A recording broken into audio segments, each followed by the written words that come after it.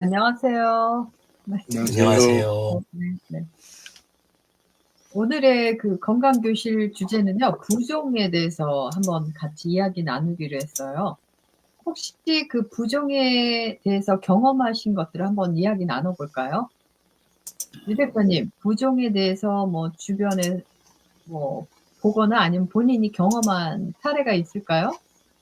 일단 본 거는 어렸을 때부터 네네네. 할머니가 이제 그 나이가 많이 드셔가지고 집에 오시거나 이렇게 네. 하면 항상 다리를 이렇게 그 엄지손가락으로 누르고 계세요. 어머. 근데 그러면 손가락 자국이 이렇게 나잖아요. 네.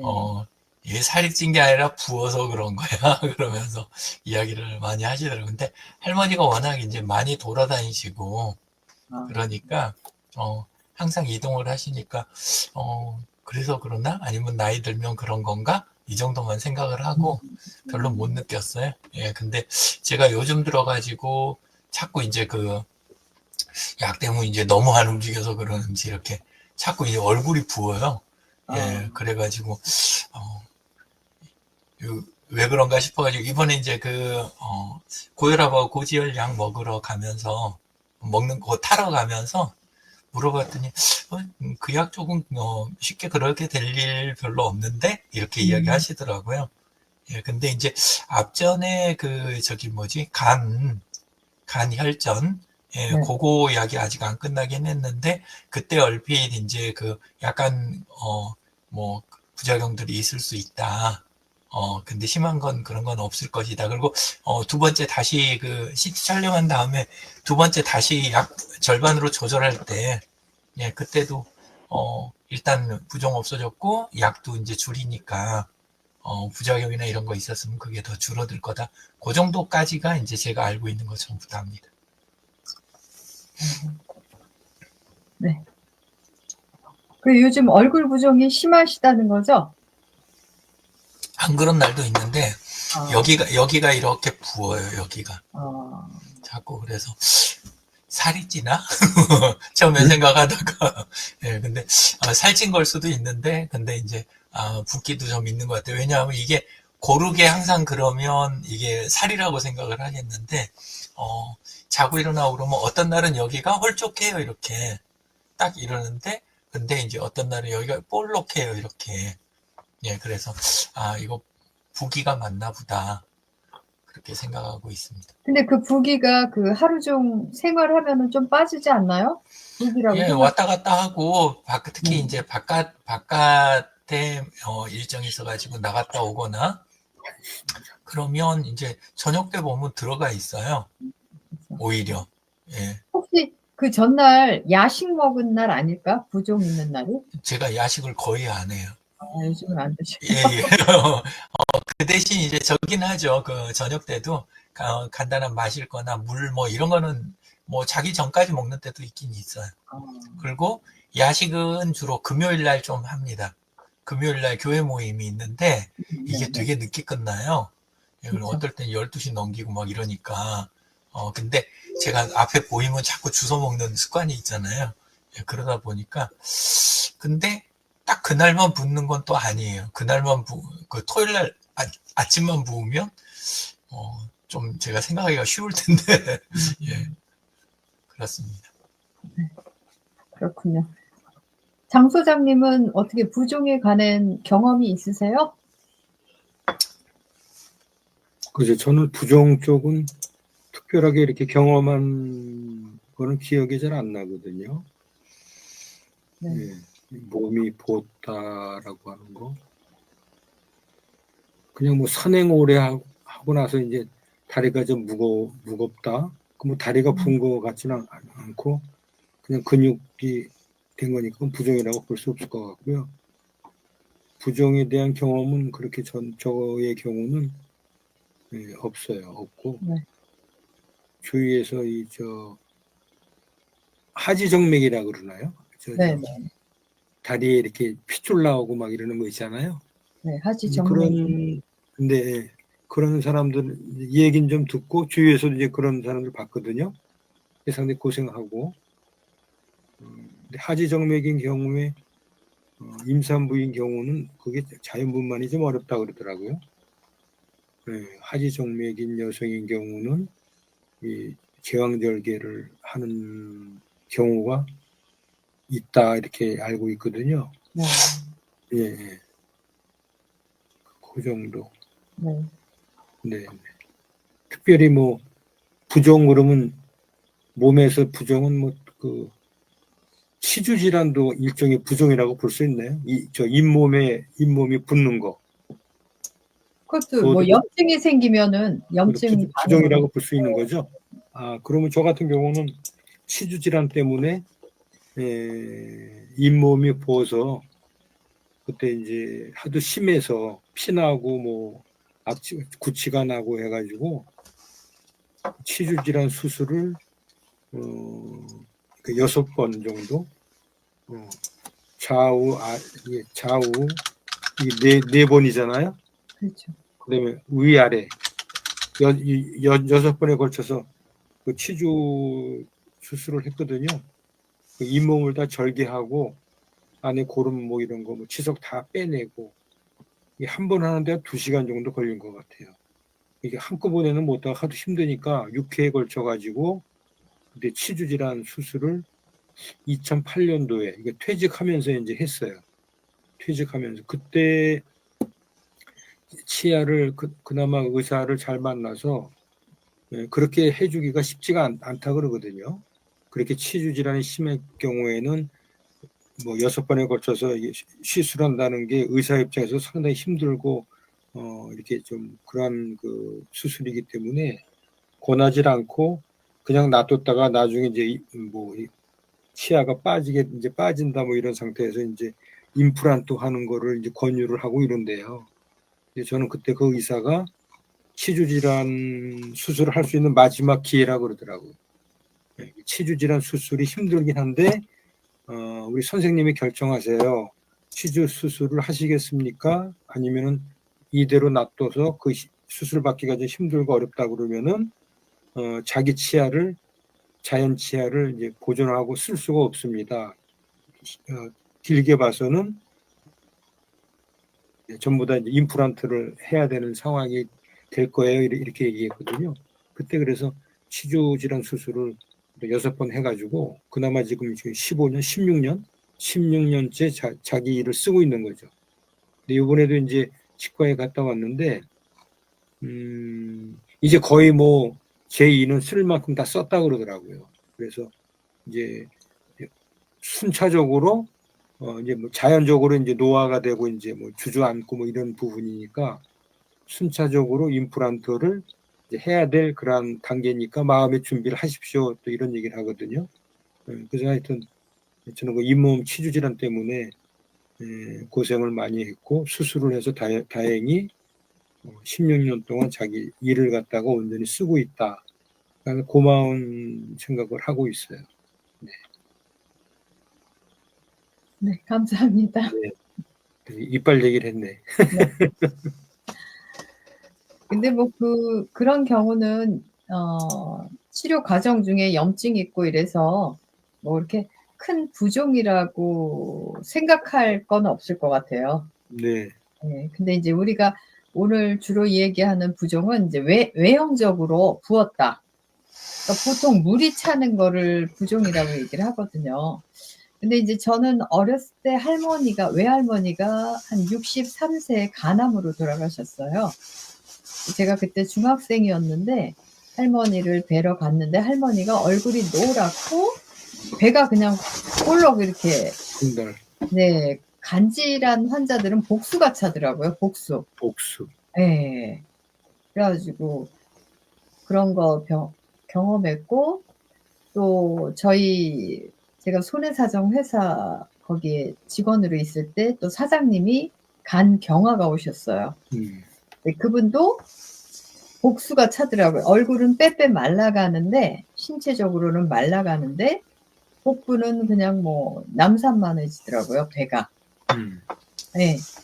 그래가지고 이제는 막 배가 많이 차면은 한 번씩 빼내고 복부를 빼는 게 아니라 물배로. 네, 물 빼러 가는 거죠. 물배로. 복습한 거를. 그러다 마지막에는 이제는 염증이 생기셔가지고 갑자기 또 돌아가셨어요. 빼는 과정에 무균으로 이렇게 잘 했어야 되는데 이렇게 감염이 되셔가지고 그런 것도 있었고, 저 같은 경우는 이제 고등학교 때 우리가 야자를 하잖아요. 고3 때. 야자를 하고 오면은 그냥 자면 되는데, 저는 항상, 공부를 열심히 해야 된다는 그런 압박감이 있어가지고요. 꼭 집에 오면은 엄마한테 꼭 식사 준비를 하게 해요. 엄마가 진짜 저희 종이었던 것 같아요. 엄마 무슨. 그래가지고, 11시에 와가지고 꼭 식사를 해요. 그때 되면 배가 고프잖아요. 그래가지고 그 식사를 하고, 한 10분 공부를 하고 자나 봐요, 항상. 그것도 항상 책상 위에서 한 10분을 보면 졸려요. 그러면 책상에 엎드려. 아유, 잠깐만. 그러다 보면은 새벽 2, 3시에요. 눈을 뜨면. 그러면 너무 안 되겠다. 본격적으로 자자. 이래가지고 다시 이제는 바닥에 가서 그거를 고3 내내 반복을 해요. 하루도 포기하질 않아. 나는 오면은 저녁을 또 먹고 밤 야식을 먹고 공부할 거야. 그래놓고 꼭 항상 10분만 공부해요. 근데 이제는 지나고 나면 이게 우스운 이야기가 됐는데, 그때 제가요 얼굴이 부어 다녔어요. 항상. 그냥 뭐 밤 늦게 먹고, 이게 이 부종이 중력에 의해서 이 아래쪽으로 처지면 이렇게 붓게 되잖아요. 그러니까 자면은 얼굴이 가장 이 부종이 이제 확 티가 나더라고요. 근데 이제 점점 그거를 1년 동안 하다 보니까 10kg가 늘었어요, 제가. 10kg. 원래는 살이 찐 적이 없었어요. 근데 이제는 그 고등학교 때 만난 친구들이 지금 만나면 저한테 용이 됐다고 그래요. 용 됐다, 너. 그때 이래가지고. 근데 이제 아주 초중학교 때 만났던 애들이 그때 본 친구들은 너 왜 이렇게 살이 쪘어? 뭐 이렇게 표현하겠죠. 근데 이제 결국에는 그렇게 매일 야식을 먹고 부종이 심하고 그러다 보니까 그게 결국에는 이제 10kg 체중이 늘어났는데, 얘기가 이제는, 그래도 항상 저한테 지금에 와서 칭찬해주고 싶은 게 뭔지 알아요? 하루도 포기를 하지 않는다는 거. 그 10분을 위해서 야식을. 좀 웃기죠?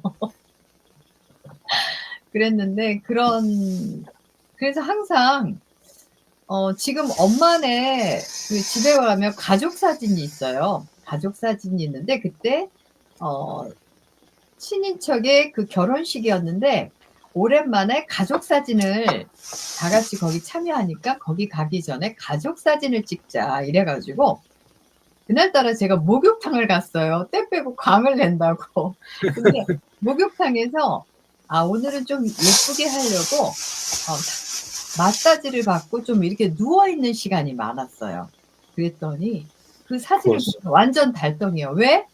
누워있어가지고 얼굴이 부어있었던 거예요. 그러니까 항상 우리가 이렇게 중력에 의해서 이렇게 부종이 왔다 갔다 해요. 근데 이제 그런 것들은 우리가 일시적인 부종이라고 할 수가 있어요. 왜냐하면 시간이 지나면 회복되니까. 저 같은 경우는 이렇게 지금 일을 하고 와가지고 샤워를 하고 잠깐 이렇게 쪼그려 앉으려고 하잖아요. 그럼 다리가 이렇게 압박이 와요. 다리가 탱탱해.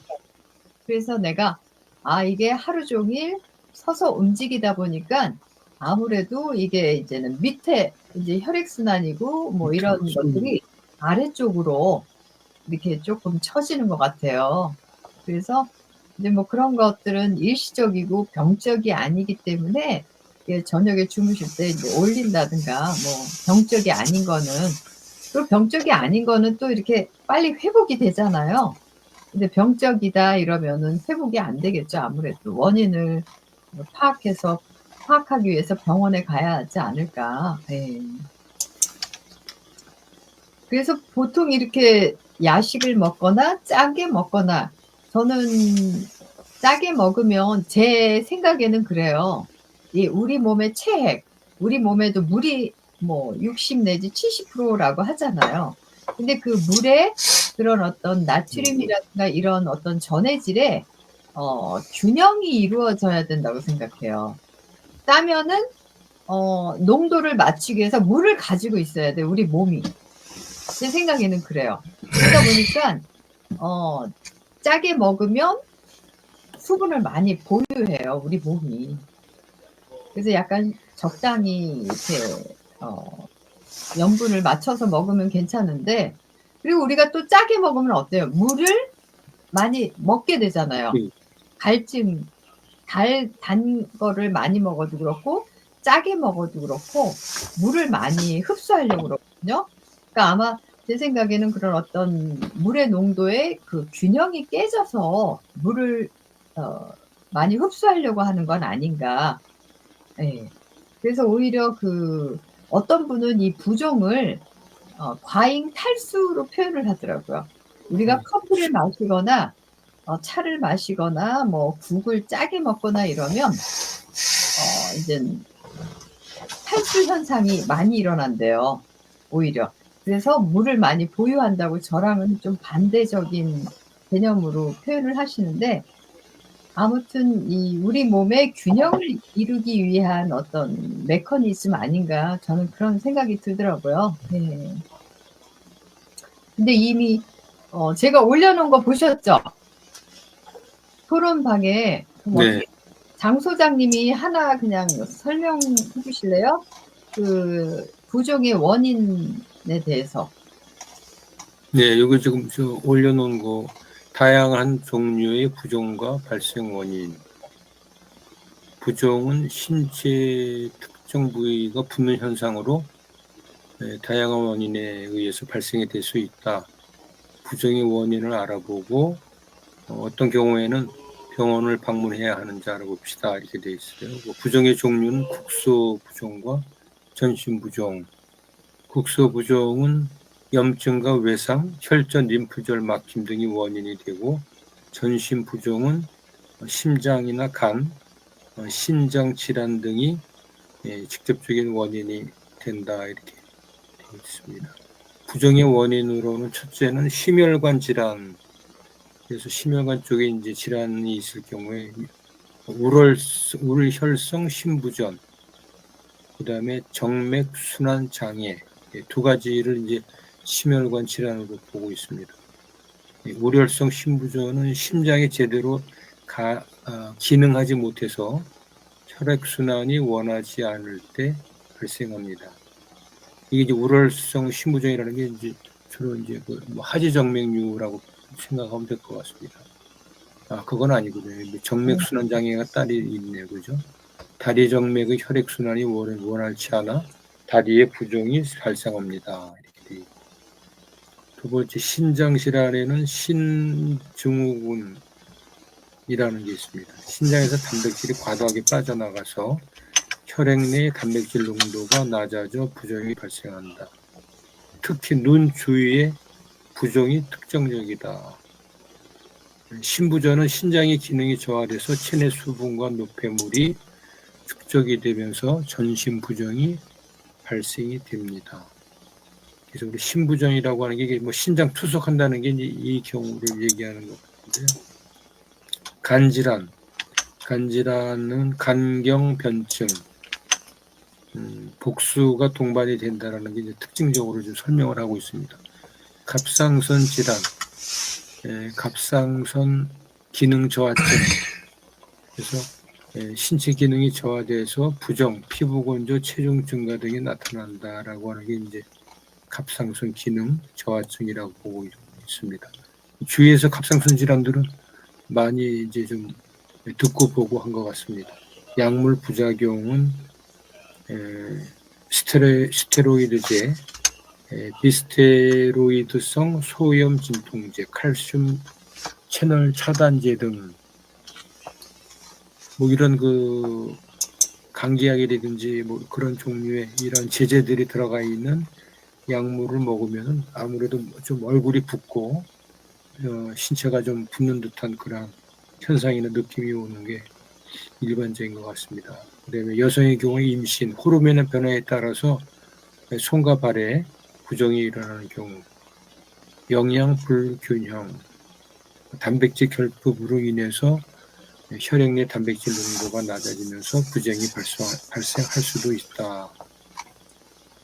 기타 이제 뭐 염증에 관련된 봉화지렴이라든가 관절염 등 염증 질환으로 국한된 부종이 발생할 수 있습니다. 이 봉화증염이라는 게 족저근막염 이쪽인가요? 봉화증염 좀 생소한 표현인데. 네, 하지 쪽에 예, 그 염증으로 인해서 그냥 막 이렇게 그 터질 것처럼 부종이 심한.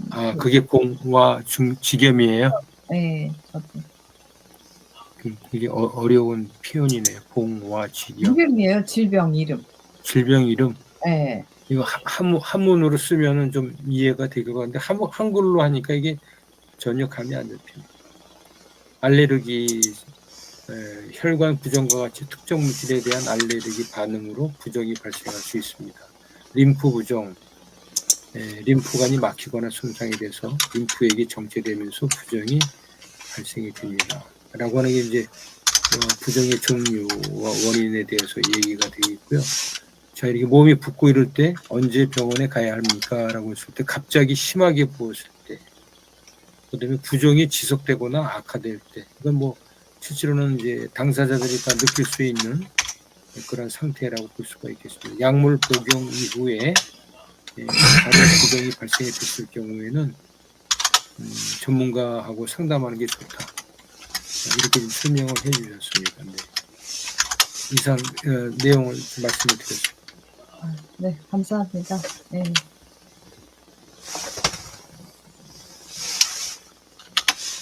그래서 원래 부종은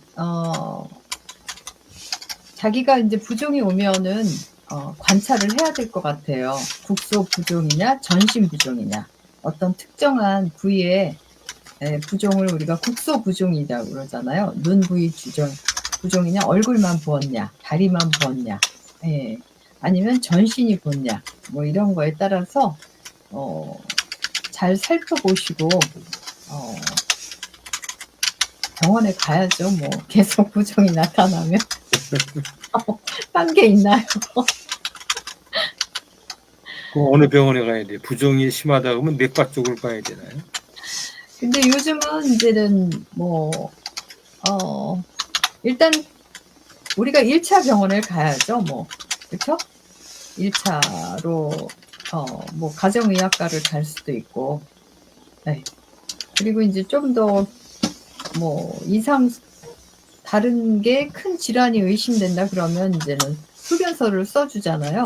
네. 2차 병원이나 이제 3차 병원에 가기 때문에 일단은 뭐 내과라든가 가정의학과, 네, 집 근처 가까운 데를 방문하셔서 보통 이제 부종의 원인을 확인할 수 있는 게 피 검사라든가 소변 검사로 확인할 수 있대요. 네, 그러니까 우리가 뭐 심장에 이상이 있냐, 간에 이상이 있냐, 신장에 이상이 있냐, 이런 것들은 이제 검사로 확인할 수가 있기 때문에 체크해 보시면 될 것 같아요.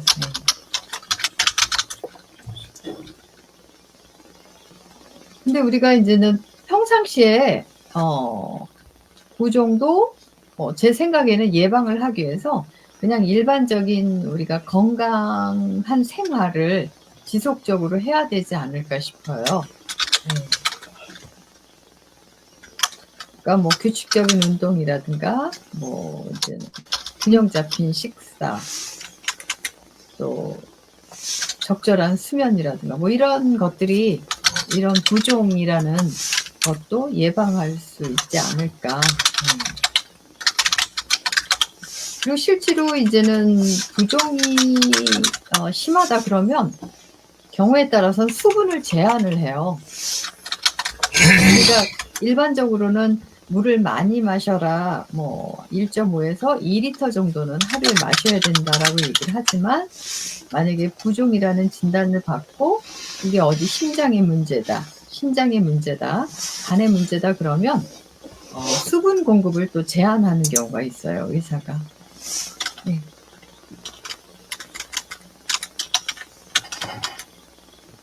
아니면 저기 부종 치료의 기본 원칙에 대해서 유 대표님이 한번 말씀해 주실래요? 초록하게 올려놓고 부종 치료의 기본 원칙. 기본 원칙.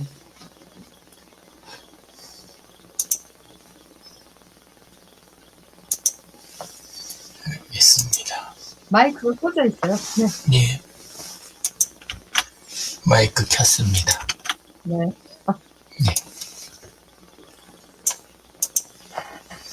화면을 공유하겠습니다.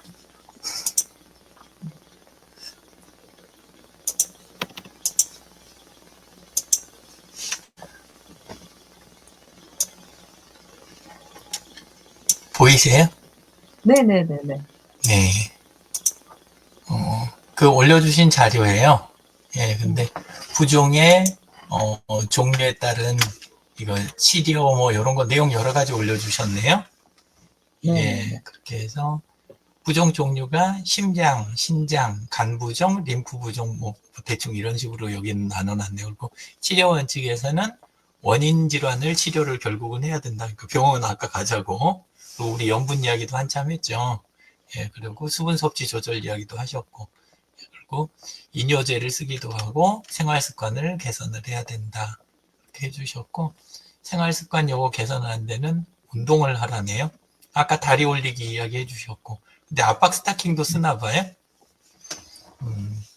네, 심하신 분은요, 낮에 압박 스타킹을 신어요. 다리나 이런 쪽이 부으시는 분들은 그러시구나. 네, 네. 다리 쪽이죠, 예, 주로. 그리고 체중 유지. 제 경우는 체중은 지금 뭐 크게 변화가 없고, 그리고 다리나 몸 다른 부분은 전혀 부은 게 없어요. 그래서 다리 올리기 이런 거는 상관은 없는 것 같고, 예, 그리고 예방에서는 이제 식단 균형 잡혀야 된다. 근데 특별히 이렇게 그 슴슴하게 먹지는 않는데 또 뭐 아주 짜게 먹지는 않는 것 같고 채소하고 과일은 지금 꼬박꼬박 먹고 채소는 약간 모자란 느낌? 예, 그런 것 같기도 하네요. 그리고 충분하게 휴식을 하는데 휴식은 너무 많이 취하는 것 같고 그리고 규칙적인 운동 이렇게 돼 있네요. 그리고 확인은 뭐 이렇게 자가진단법을 몇 개 또 올려주셨네요. 예, 그래가지고 요게 아까 이야기했던 거 할머니가 이렇게 꾹꾹 눌러서 보여주셨던 거 눌러보기 그거하고 저는 체중 변화 쪽은 별로 없고 소변량 감소 요거는 관련이 있을 수 있다 이렇게 돼 있네요. 예. 그리고 그 외에도 피로감, 호흡곤란, 통증 등이 동반될 수 있다. 두통은 가끔 있는데 붓는 거하고 직접 연관은 이렇게 별로 잘 안 느껴지고 피로감이라기보다는 그냥 졸리면 가서 자고 뭐 이런 정도니까 호흡하고는 상관이 없는 것 같습니다. 제 경우는 이상입니다. 네. 아유, 감사합니다. 네. 네. 그래서 진짜 어떤 분은요, 다리도 붓고 막 이러시더라고요. 그러면은 우리가 일시적으로는 그 부위를 조금 이렇게 올려놔요. 좀 높게. 높게. 근데 이렇게 전체적인 어떤 장기의 뭐 부전으로 문제가 없으면은 그게 이렇게 금방 회복이 돼요. 근데 실제로 저희 어머니도 보니까 돌아가시기 전에 전체 장기의 부전, 네? 이제 뭐 심장이나 신장이나 이런 기능들이 원활하지가 않으니까 점점 부종이 악화가 되더라고요. 그러다가 이제는 소변량도 줄고 끝내는 이제 사망에 이르시게 되시더라고요. 그래서 사실 우리가 이렇게 부종이 없고 순환이 잘 되는 것도 엄청 그 건강하다는 증거라고 할 수가 있죠. 네. 그러니까 말기 이제는 사망에 이르기 전에 보니까 진짜 많은 분들이 소변량이 줄고 부종이 심해요. 왜냐면 이게 순환이 잘 안 되니까. 네. 오늘 어떻게 우리가 이렇게 부종에 대해서 말씀을 나눴는데 유 대표님은 어떠셔요? 오늘 소감이? 네, 일단 뭐 제가 관심이 있는 주제였는데 이제 딱 제 경우에 대한 거 뭐 이렇게 내용이 나올 거라 이렇게까지 생각 안 했고 근데 이제 일단 옛날부터 할머니도 이렇게 또 부은 것도 보고 또 가끔 또 우리 혀도 붓잖아요. 그 이빨 자국이 요렇게 그 남는 혀가 부어서 그런 경험도 드물게 있었고 그래서 그런 것들이 조금 궁금하긴 했었어요. 예, 그런 거 있고 그리고 보니까 그 관자놀이가 붙는 거에 대한 거 그것도 자료가 있어가지고 잠깐만 공유를 하겠습니다. 예, 네네네. 네, 관자놀이 붙는다. 예. 하니까 그 자료가 뭐 하다 보니까 나오네요, 또. 어머. 예, 그래가지고, 거기 붙는 거에 대한 거 주로 이제 원인은 이렇게 몇 가지가 있는데, 척두동맥염이라는 게 있대요. 예, 그래서 그러니까 요 옆에 여기에 있는 동맥 그쪽에 이제 염증이 있는 그 케이스인 것 같은데, 근데 요게 아픈 건 재미없지. 예, 근데 노안하고 관련이 있대요, 독특하게. 노안? 예, 노안하고 관련이 있고 합병증 이런 부분이 저기가 있을 수 있으니까 즉각 치료가 필요할 수 있다. 요 내용 하나 있었고 그 다음에 또 하나 있는 게 여기 부비동염. 예, 요게 또 원인일 수가 있다. 이렇게 해서 그쪽에 감염이라든가 알레르기 자극 요런 거랑 같이 이렇게 되는 경우가 있다. 제 재채기랑 뭐 이런 거는 있지만 여기 염증이 있는지 없는지 요거까지는 느낌은 전혀 모르겠어요. 예, 그래서 요거랑 여기에가 원인이 있을 수 있다. 그런 거 있고 요건 아닌 것 같고 머리 외상이나 부상 쪽은 요거는 예, 그리고 이제 아래 증상하고 질환 이렇게 하고 나뉘어 있고 각각에 대해서 치료에 대한 부분도 이런 식으로 이야기들. 예, 척두동맥염은 즉각 치료. 이게 굉장히 중요하고 약물도 뭐가 나오네. 이건 스테로이드 치료를 하는 모양이네요. 예, 이런 이야기 무조건 병원. 그리고 부비동염 요거 관련이 있는 경우는 감염이나 자극 해결을 해라 이렇게 돼 있는데 다른 자료 볼 때는 저기도 있었어요. 그 뭐지 집에서 그 개나 고양이 키우는 거 그것도 영향이 있을 수 있다 그런 이야기도 있었고 그 다음에 약이나 처방약도 있지만 또 여기서 독특한 거는 비강식염수라는 게 따로 있나 봐요. 그래갖고 그거 헹구고 뭐 이런 거 하는 거 그것도 부기 줄이는데 도움이 된다. 이런 내용이 있고 신장이나 갑상 요 부분은 보통은 전신 붓기랑 함께 나오기 때문에 얼굴만 부을 땐 이건 상관이 없는 것 같아요. 예. 그래서 자료 보다 보니까 이런 게 있길래 예, 한번 공유해 봤습니다. 그럼 유 대표님이랑 이렇게 연관지어서 생각할 수 있는 게 있을까요? 그런 여러 가지 원인 중에? 여기 써진 거 방금 그거 중에서는 제가 보기에는 여기 써진 걸로는 척두동맥염하고 부비동염 두 개가 약간 연관이 있을 수도 있겠다 싶은데 자료 찾아서 오늘 이제 또 이렇게 이야기 듣다 보니까 엉뚱한 생각이 하나 또 들었어요. 아까 중력 이야기를 하셨잖아요. 근데 제가 베개를 높은 베개를 안 베요.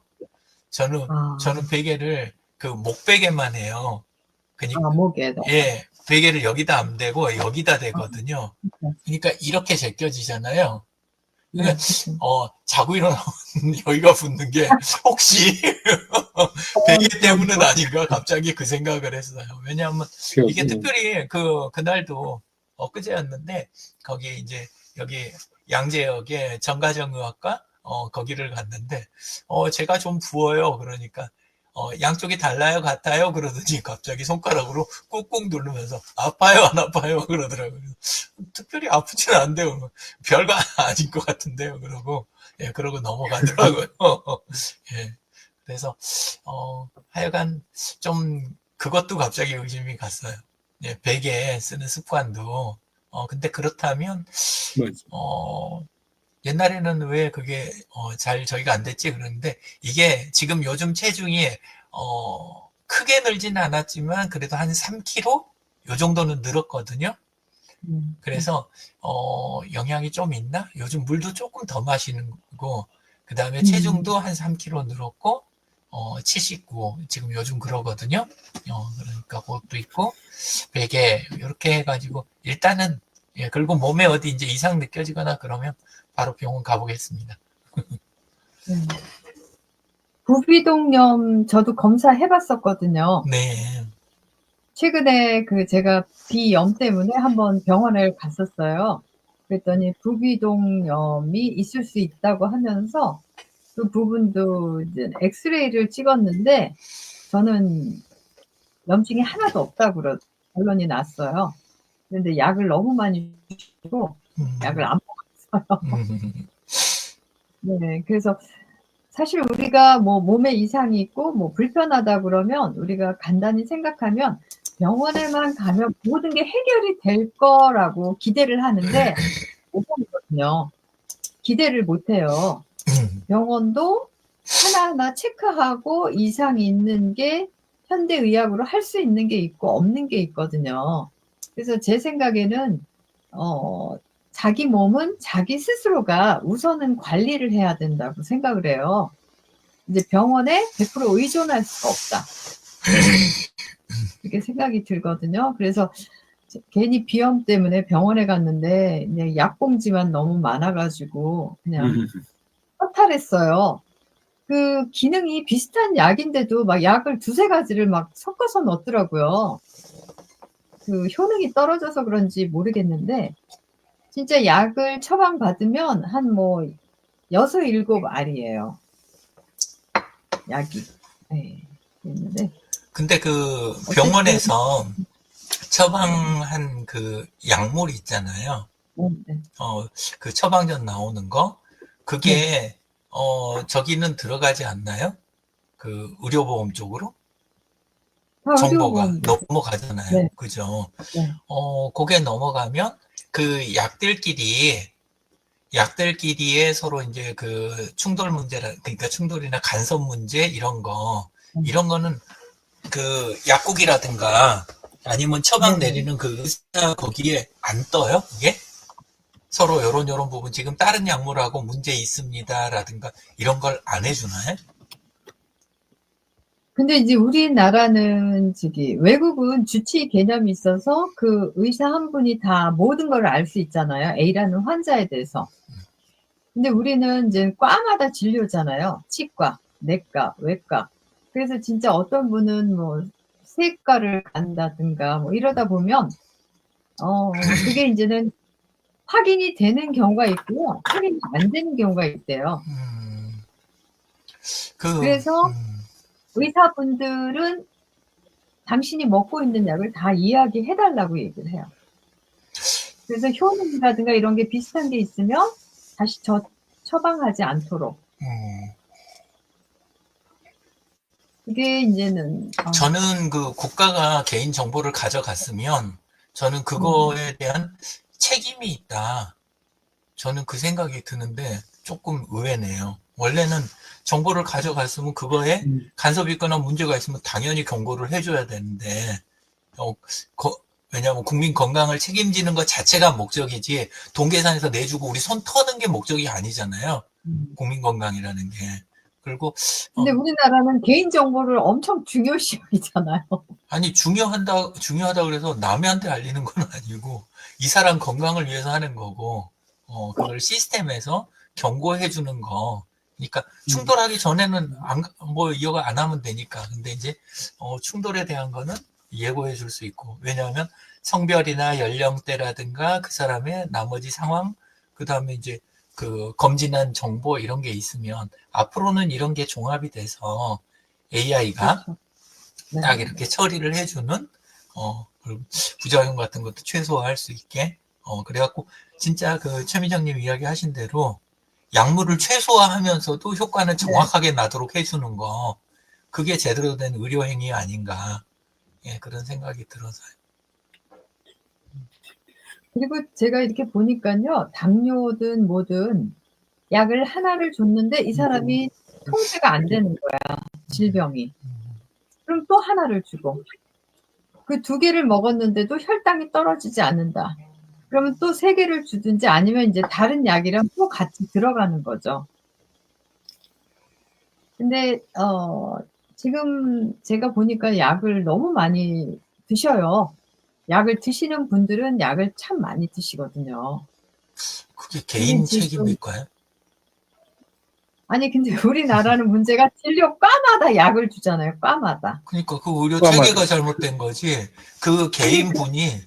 그분 잘못이라는 생각은 안 드는 거. 그거는 의료 시스템이 잘못된 게 그분한테 그런 상황을 만들어준 거지. 예. 그렇죠. 그래서 그 오히려 의사는 당신이 먹고 있는 약을 나한테 다 얘기를 해. 그래야 내가 당신에 대해서 최상의 그런 어떤 처방이라든가 서비스를 제공할 수 있어. 지금 아직까지 의료 서비스는 요 정도인 것 같아요. 근데 그것도 저는 조금 한계가 있다고 보는 게, 이렇게는 이야기할 수는 있겠죠. 제가 고혈압 때문에 약을 먹고 있습니다. 고지혈 때문에 약을 먹고 있습니다. 이 정도 선까지는 되지만, 처방받은 그 약 이름들 있잖아요. 어떤 약, 몇 밀리그램, 어떤 약 몇 밀리그램, 그 다음에 복용하는 거 스타일은 어떤 식으로 해갖고 먹고 있고, 기간은 얼마나 돼가지고, 내가 뭐, 이런 걸 해줄 수는 없잖아요, 개인이. 예, 그래서, 그래서 원래는 그 처방전을 보관하셔야 돼요. 아이고야, 처방전. 진짜 그거는 완전히 개인한테 책임을 자꾸 저기를 하는 거지. 네. 아니, 그리고 만약에 의료보험이 네. 그런 시스템이 없다면, 국가가 아예 관여를 안 한 거라면, 저는 이제 그거 개인이 챙기는 거에 대해서 크게 불만을 안 가질 것 같아요. 근데 이제 국가에서 그걸 가지고 먹고 사는 공무원이나 그런 시스템 들어가는 비용, 어마어마한 비용을 쓰면서도, 그거는 니들이 처방전 잘 관리해가지고 이야기 안 했으면 당신 책임이야. 그리고 당신은 왜 그렇게 약을 많이 먹어? 이런 거는 제가 보기에는 진짜 후진국 아닌가, 그거 자체가. 예, 그런 생각이 잠깐 들었습니다. 네. 그리고 그 부분이 아니, 앞으로 이제 개선점이 거기에서 나와야 그렇죠. 되겠다. 분석이 돼야 되겠죠. 예, 그런 생각이 드네요. 왠지 잘 될 것 같아요. 그거 정보는 이미 있는 상태고, 네. 체계만 바꿔주면 또 그걸 처리해 줄 수 있는 시스템도 지금 계속 발전이 되고 있는 거니까. 그래서 하려고만 하면 되게 쉽게 잘 되지 않을까. 아니 근데 저도 유튜브를 보다 보니까 어떤 의사 선생님이 건강보험공단에 뭔 정보를 제공해 달라고 그랬대요. 뭔가 이제는 연구를 하려고 했는데 그쪽에서 한 말이 개인정보 보호로 안 됩니다라고 얘기를 하시더라고요. 얘기를 하셔가지고 그렇게 그러니까 사실 뭐 익명의 자료잖아요. 유 대표님의 자료가 제가 보기에는 당연히 그분이 요구한 자료가 개인을 네네. 식별할 수 있는 정보를 달라고 하지 않았을 것 같아요. 그러니까 글쎄 그래도 네, 그래서 그거 근데 핑계라 이거죠. 개인 정보를 보호해야 됩니다라고 해서 거부하셨다고 하면서 그건 아니죠. 그거는 그렇게 그걸 핑계로 그냥 일을 안 하고 본인을 받아먹을 거 다 받아먹는 약간 그런 쪽으로 생각이 되는 그런 거고, 확실히 앞으로 좋아질 수 있는 분야다. 이 맘만 잘 먹으면 그런 생각이 들어서. 근데 잘못 알고 계신 분들이 또 많은 것 같아요. 약만 먹으면 이제 자기가 건강해질 수 있다라고 그냥 막 믿는 분들. 근데 그거는 저는 네. 개인 잘못이 아니라 그 마케팅이나 잘못된 정보들을 제대로 관리를 안 하는. 예를 들어서 그 전에도 그 공원장님이 방송에서 한참 다뤄주셨는데 그 우리 잇몸약 관련된 거 있잖아요. 그런 게 이제 다른 조치를 잘 하면서 보조로 이렇게 꼭 필요한 경우에 이렇게 쓰면 좋다. 그런데 그거를 내가 먹는 걸로 해가지고 나머지에 대한 부분이 소홀하고 또 병원에 가는 게 늦어지고 이렇게 되는 거, 그건 문제가 될 수 있다. 그때 그렇게 이야기해 주셨잖아요. 근데 너무 이제 약간 그 마케팅 이런 거, 그리고 이제 언론이라든가 이런 미디어가 자기 책임을 정확하게 이렇게 균형 잡힌 책임을 다하는 게 아니라 쏠려 다니는 이런 것들이 저는 오히려 문제가 크지 않을까. 저는 개인한테 책임을 돌리는 거는 그거는 시스템을 그 유지해야 되는 국가라든가 기관, 이런 사회가 할 이야기는 아니라고 생각해. 그거는 최소화해줘야지. 왜냐하면 어린 아이도 있고 나이 드신 분도 계시고 경제적인 부분이라든가 아니면 우리 그 생활에 대한 압박 이런 걸로 생각하는 여유가 없는 분도 계실 수 있고, 근데 그거를 다 국민 책임이다 그럴 바에는 국가의 존재 의미가 없는 거죠.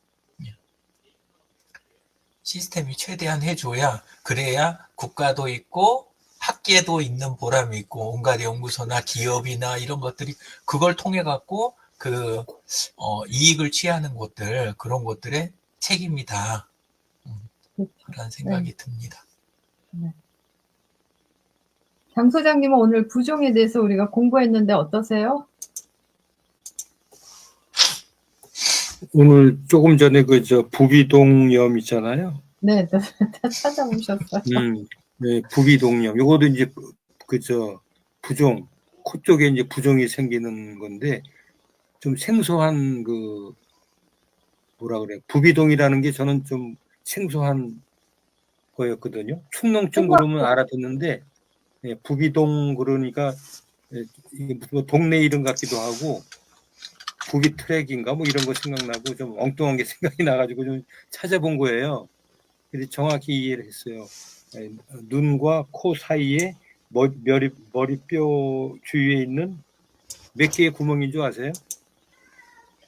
구멍이 8개. 여기에 구멍이 8개가 있어요. 보니까 그 부비동 찾아서 들어가 보니까 이렇게 그림이 있는데 하여튼 코하고 머리하고 여기에 구멍이 8개가 있는 거예요.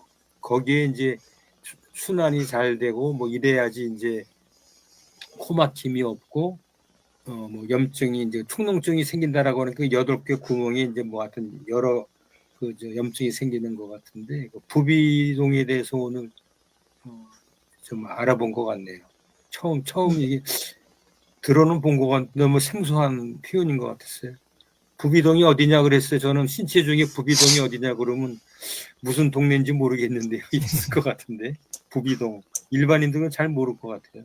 저는 항공기 배우면서 그때 부비동을 배웠거든요. 거기 교수님이 교수님이 그 이야기를 하시는 거예요. 부비동이 뭔지 아냐? 아무도 모르죠. 학생들이 그게 뭐예요 갑자기 막 있는데. 근데 얼굴에 요 범위 안에 있는 그 구멍들, 그러니까 공간들 그거에 대한 거 이거 이야기하면서 그 항공기 재료 이런 거 할 때 공중에 띄울 때 어떤 힘을 받지 않는 자리인데 꽉 차 있다고 해가지고 그게 더 탄탄하거나 그런 게 아니다. 자체 무게라든가 여러 가지 이유로 해서 꽉 차 있는 것보다 오히려 적절히 비워낼 수 있는 걸 최대한 비워내야 강도도 유지되고 그 다음에 부하를 많이 주지 않는다. 사실 그 부분이 다 없이 이게 유지가 되면 더 무거울 거 아니에요. 그러면서 진짜 사람의 저기도 굉장히 예술적이다. 이게 잘 이루어졌다. 근데 항공기에도 그런 방법을 많이 쓴다. 그러니까 부재를 이렇게 만든 다음에 실제 힘이 가해지지 않는 자리를 다 도려내는 거. 그거 설명하시면서 교수님이 그 설명해 줄 때 그때 배웠어요. 예.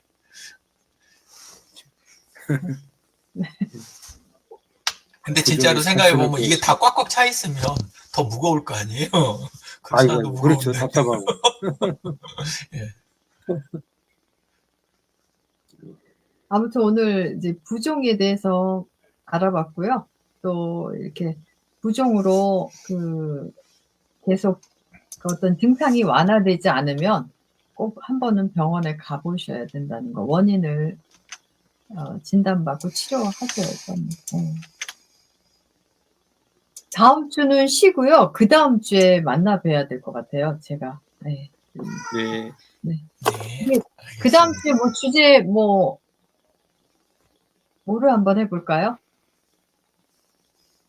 그 약에 대해서 한번 해볼까요? 우리나라 지금 약 처방 시스템이라든가 이런 거? 네, 약도 좋을 것 같은데. 네. 공부해볼까요? 우리 해본 적 없죠. 약만 따로 이렇게 한 적은. 네. 그래서 좋습니다. 약을 주제로 한번 함께 이야기 나눠보겠습니다. 네. 오늘 찾아주셔서 감사합니다. 감사합니다. 네, 뵙겠습니다. 네, 감사합니다. 감사합니다. 네.